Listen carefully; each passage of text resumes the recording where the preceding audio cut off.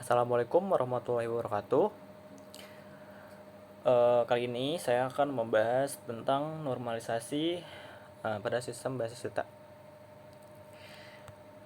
Kemudian untuk nama saya Muhammad Rafli Andika dengan NPM 2021 4350 1565. Pengertian normalisasi.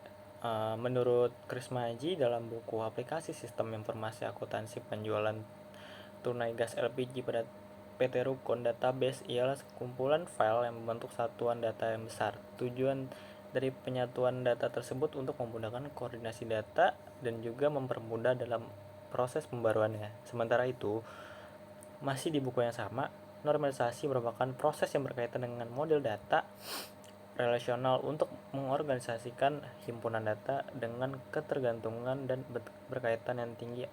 Adapun hasil dari proses normalisasi database tersebut ialah membentuk himpunan data ke dalam bentuk yang normal. Atau dalam arti kata lain untuk memastikan bahwa database yang ada mempunyai kualitas yang sangat baik. Atau secara umumnya, normalisasi database ialah teknik untuk mengelompokkan atribut data dari berbagai entitas dalam suatu relasi. Agar menjadi struktur relasi yang baik, struktur relasi baik ialah struktur tanpa redundansi atau pengulangan data. Di sini saya akan menjelaskan tujuan dari normalisasi database. Tujuan dari proses normalisasi database ialah untuk mengurangi atau meminimalisir redundansi atau pengulangan data. Selain itu, juga memastikan data berada pada posisi yang tepat atau dikatakan memastikan dependensinya.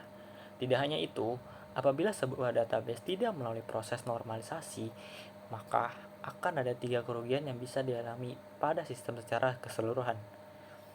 Kerugian pertama ialah insert anomali atau diartikan sebagai keadaan di mana tidak dapat memasukkan sejumlah jenis data di database.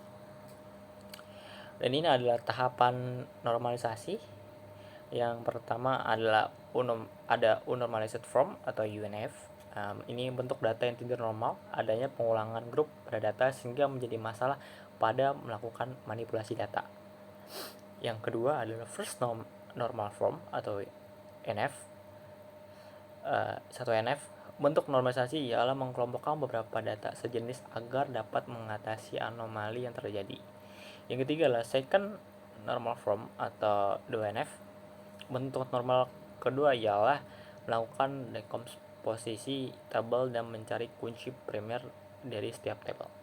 Yang keempat adalah third normal form atau 3NF. Pada bentuk normalisasi data ini tidak diperkenankan adanya atribut yang bergantung pada field lain dan bukan pada kunci primer, maka atribut tersebut harus diubah ke tabel baru. Untuk slide selanjutnya, mengapa normalisasi itu sangat penting? Yang pertama adalah meminimalkan penggunaan media penyimpan data. Suatu basis data pasti akan terus berubah dan bertambah jumlahnya. Yang kedua, meminimalkan anomali. Basis data yang baik ialah basis data yang memiliki struktur relasi yang baik. Relasi yang baik memiliki kerangkaian data yang sedikit.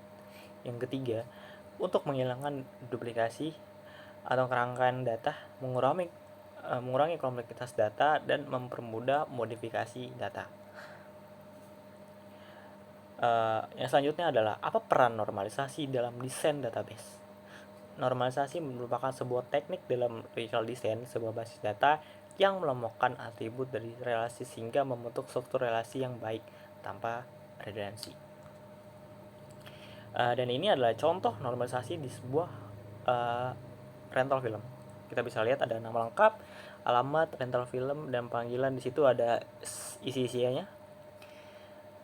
Kemudian di sini ada 1NF. Suatu tabel dikatakan 1NF jika dan hanya jika setiap atribut dari data tersebut hanya memiliki nilai tunggal dalam satu baris. Dan situ ada foto-foto contoh dari 1NF. Yang saya di sini akan menjelaskan 2NF.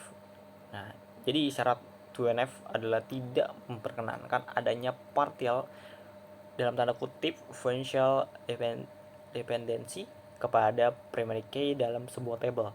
Pada normalisasi 2NF ini primary key dibutuhkan. Berikut adalah contohnya dari 2NF.